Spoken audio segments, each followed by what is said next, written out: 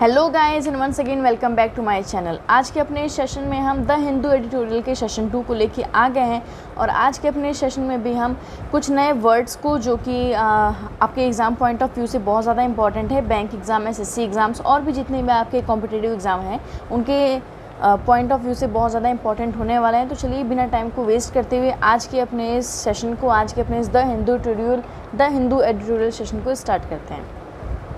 तो जो सबसे पहला आपका वर्ड है वो क्या है? सबसे पहला आपका वर्ड है कम्बबिडिट्स। कम्बबिडिट्स का मतलब क्या होता है? A medical condition that you have in addition to primary diagnosis. इसका क्या मतलब है? जैसे कि आपको पहले से जैसे कोई बीमारी है और उसके साथ साथ भी आपको एक बीमारी लग जाती है तो उसे हम क्या कहेंगे? कम्बबिडिट्स कहेंगे। यानी कि आपकी मेडिकल कंडीशन पहले से ख़राब है लेकिन फिर भी आपको उसके साथ साथ कोई और भी अगर चीज़ ख़राब हो जाती है तो उसे हम क्या कहते हैं? कम्बबिडिट्स कहते हैं। इनके सिनोनिम्स क्या हो जाएंगे? कोएग्जिटिंग और कॉन्करेंट। ये आपके क्या हो जाएंगे? सिनोनिम्स हो जाएंगे। इनके एंटोनिम्स क्या हो जाएंगे? हेल्दीनेस और वेलनेस। ये आपका क्या हो जाएगा? इसका एंटोनिम हो जाएगा। ओके, नेक्स्ट वर्ड क्या है आपका? नेक्स्ट वर्ड है आपका वल्नरेबिलिटीज़। वल्नरेबिलिटीज़ मतलब क्या होता है? The inability to resist a hazard और टू रिस्पॉन्ड। जैसे कि इसका मतलब क्या है कि आप पे कोई अटैक हो रहा है, जैसे कि आपको कोई गन शूट कर रहा है लेकिन आप उस पर अभी आपको गन शूट हुआ और आप उस पर तुरंत रिएक्ट नहीं कर पा रहे हो तो उसको हम क्या कहेंगे? वल्नरेबिलिटीज़ कहेंगे। क्यों? क्योंकि उस चीज़ के बारे में हमें पता ही नहीं था कि हम पे अटैक होने वाला है, तो ऐसी चीज़ को हम क्या कहेंगे? वल्नरेबिलिटीज़ कहेंगे। इसके सिनोनिम्स क्या हो जाएंगे? Susceptibility, weakness, exposure. ये आपके क्या है? एक्सपोजर मतलब क्या होता है? जैसे कि आपको कोई कहता है, सेम यही मतलब हो जाएगा कि कोई आप पे अटैक कर रहा है और उस पर आप रिएक्ट ना कर पाओगे तो उसका मतलब क्या हो जाएगा? एक्सपोजर होता है। एक होता है एक्सटेम्पर। एक्सपोजर और एक्सटेम्पर में बहुत का डिफरेंस है। ओके, एक होता है एक्सटेम्पर। एक्सटेम्पर मतलब क्या होता है? एक्सटेम्पर मतलब होता है कि आपको कोई आपको ऐसे बुला लिया जाएगा अचानक से और फिर कहा जाएगा कि आपको इस टॉपिक के ऊपर बोलना है, उसको हम क्या कहते हैं? एक्सटेम्पर कहते हैं। तो यहाँ एक्सपोजर और एक्सटेम्पर में डिफरेंस है, ठीक है। और फिर उसके बाद आपका यहाँ पे क्या है? उसके बाद आपका जो एंटोनिम्स है यहाँ पे क्या हो जाएंगे? वल्नरेबिलिटीज़ का ठीक अपोजिट हुआ यहाँ पे हो जाएगा इनवल्नरेबिलिटी और यहाँ पे क्या हो जाएगा? सिक्योरिटी हो जाएगा और क्या हो जाएगा? स्ट्रेंथ हो जाएगा। ये आपका क्या हो गया? इनके एंटोनिम्स हो गया। ओके, नेक्स्ट वर्ड क्या है आपका? नेक्स्ट वर्ड है आपका कोहर्ट। कोहर्ट मतलब क्या होता है? कोहर्ट मतलब होता है a group of people who share a common characteristic. एक ऐसा मतलब लोगों का ग्रुप जो है कि एक कॉमन कैरेक्टरिस्टिक को डिफ़ाइन करता है, शो करता है, तो उसको हम क्या कहते हैं? कोहर्ट कहते हैं। इसको आप अगर हिंदी में समझना चाहेंगे तो उसको पलटन, जैसे कि कोई टोली होती है, कोई पलटन होता है, जैसे हमारे दोस्तों की पलटन बनती थी, स्कूल में कहते थे अरे ये इनकी पलटन है, ये टोली है, तो उसको हम क्या कहते हैं? कोहर्ट कहते हैं, ठीक है। नॉर्मल लैंग्वेज में आप समझना चाहें तो इनके सिनोनिम्स क्या हो जाएंगे? एकम्प्लिस हो जाएंगे, एडहेरेंट हो जाएंगे। ये आपके इसके सिनोनिम्स हो जाएंगे। एंटोनिम क्या हो जाएंगे? एनिमी, फो, ओपोनेंट, ये सब क्या हो जाएंगे? इनके एंटोनिम्स हो जाएंगे। चलिए नेक्स्ट वर्ड देखते हैं क्या है। नेक्स्ट वर्ड है आपका इम्पेयरमेंट्स। नेक्स्ट वर्ड क्या है आपका? इम्पेयरमेंट्स। इम्पेयरमेंट्स मतलब क्या होता है? A loss of abnormality in a body structure और फंक्शन।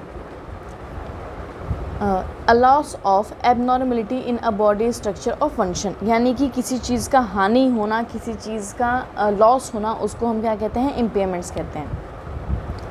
यहाँ पे लिखा है अ लॉस ऑफ एबनॉर्मेलिटी, यानी कि आपको लॉस हो रहा है किसी में मतलब बॉडी स्ट्रक्चर या फिर किसी फंक्शन में, तो उसको हम क्या कहेंगे? इम्पेयरमेंट्स कहते हैं। इनके सिनोनिम्स क्या हो जाएंगे? डेफिशिएंसी, डेट्रीमेंट, ये आपके क्या हो जाएंगे? सिनोनिम्स हो जाएंगे। और एंटोनिम क्या हो जाएंगे? अमेंडमेंट और ऑगमेंटेशन, ये आपके क्या हो जाएंगे? इनके एंटोनिम्स हो जाएंगे। ओके, चलिए नेक्स्ट वर्ड देखते हैं क्या है। नेक्स्ट वर्ड है आपका इनविसेज्ड। इनविसेज्ड मतलब क्या होता है? To think of something as being as possible to future to imagine, यानी कि किसी चीज़ के बारे में पहले से ही सोच लेना कि जैसे अभी आप यहाँ बैठे हो, अभी आप पढ़ रहे हो, मेरी जॉब लग जाएगी तो मैं ये करूँगा या मैं ये करूँगी, मेरी जॉब लग जाएगी तो हम यहाँ घूमने जाएंगे, मेरी जॉब लग जाएगी तो हम ये करेंगे, अपनी फैमिली के साथ यहाँ जाएंगे, इस ट्रिप पे जाएंगे, ये एंजॉय करेंगे, अपने फ्रेंड्स के साथ ये एंजॉय करेंगे। यानी कि अभी आप यहाँ बैठे हो और आप अपनी फ्यूचर प्लानिंग कर लिए हो तो उसे हम क्या कहेंगे? एनविसेज्ड कहेंगे। एनविसेज्ड का यही मतलब होता है कि आप किसी चीज़ को परिकल्पना करना, किसी चीज़ के बारे में पहले से ही आपने सोच रखा है, उसे हम क्या कहेंगे, एनविसेज्ड कहते हैं। इनके सिनोनिम्स क्या हो जाएंगे, एंटिसिपेट, बिहोल्ड, कंसेप्चुअलाइज, ये आपके क्या हो जाएंगे, इनके सिनोनिम्स हो जाएंगे। और एंटोनिम क्या हो जाएंगे, डिस्टिम, कंटेम्प्ट और डिसडेन, ये आपके क्या हो जाएंगे, इनके सिनोनिम्स हो जाएंगे, सॉरी एंटोनिम हो जाएंगे। ओके, नेक्स्ट वर्ड क्या है आपका, नेक्स्ट वर्ड है आपका ब्रंट। ब्रंट यानी कि नेक्स्ट वर्ड आपका ब्रंट है। ओके, ब्रंट यानी कि द मेन फोर्स, इम्पैक्ट और worst part of something unpleasant, किसी का बहुत ज़्यादा बुरा दौर या बहुत टाइम, उसको हम क्या कहते हैं, ब्रंट कहते हैं। ब्रंट को आप अगर सीधे साफ तौर पे कहना चाहें तो आप जैसे चोट कह सकते हैं, जब किसी को किसी चोट लगता है, जब किसी को कोई हर्ट करे, जब कोई हर्ट करता है तो मतलब परेशान होता है इंसान, चोट लगती है, तो उसे हम क्या कहेंगे, ब्रंट कहेंगे। ठीक है, इनके सिनोनिम्स क्या हो जाएंगे, बर्डन, थर्स्ट, इम्पैक्ट। इम्पैक्ट यानी कि जब आपको कोई कुछ होगा तो उसका इम्पैक्ट तो मतलब पड़ेगा ही आप पे, कुछ बुरा इम्पैक्ट पड़ेगा, तो उसे हम ब्रंट कहते हैं। इनके एंटीनिम्स क्या हो जाएंगे, कंफर्ट, कंटेंट और लग्जरी, ये आपके क्या हो जाएंगे, इनके एंटीनिम्स हो जाएंगे। ओके, चलिए नेक्स्ट वर्ड देखते हैं क्या है।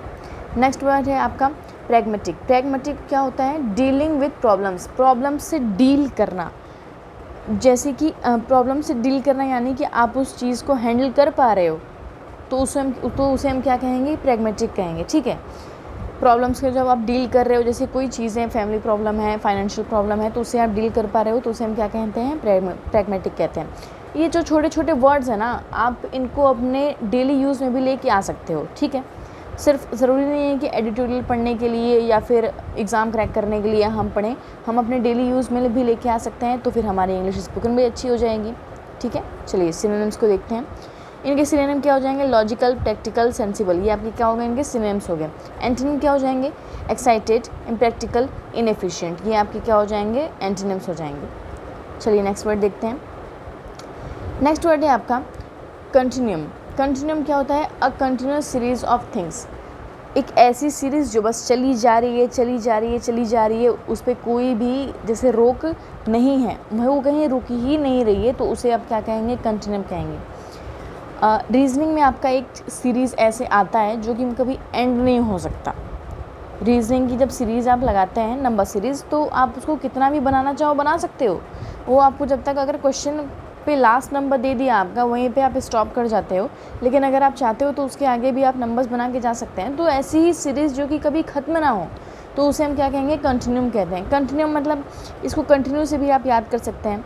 कंटिन्यू मतलब अगर कोई चीज़ कहीं रुकी थी, ठीक वहीं से वो फिर से स्टार्ट होगी, कंटिन्यू होगी, तो आप उसको कंटिन्यूम कहते हैं। ठीक है, इनके सिनोनिम्स क्या हो जाएंगे, कंटिन्यूएंस, सीक्वेंस और चेन। चेन भी कैसे होता है, जैसे कि वो बिल्कुल एक से एक इससे है, फिर एक ऐसे अटैच, उससे फिर दूसरा, फिर उससे दूसरा। सीक्वेंस यानी कि एक के बाद एक के बाद एक। कंटिन्यूएंस भी मतलब कंटिन्यूम की तरह, कंटिन्यू की तरह सेम वैसे ही है। ये आपके सिनोनिम्स हो गए। एंटोनिम क्या है, लेथार्जी, वीकनेस और इंस्टेबिलिटी, ये आपके क्या हो जाएंगे, एंटोनिम हो जाएंगे।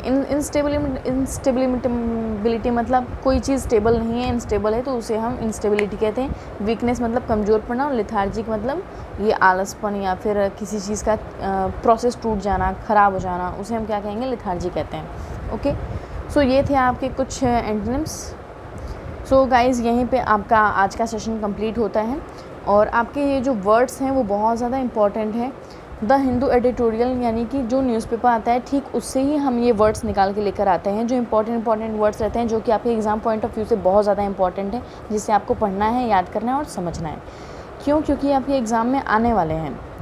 सो आज की सेशन में बस इतना ही। Thank you for watching the video. अगर आपको मेरी वीडियो पसंद आई होगी तो प्लीज़ कमेंट सेक्शन में कमेंट कीजिएगा। Thank you.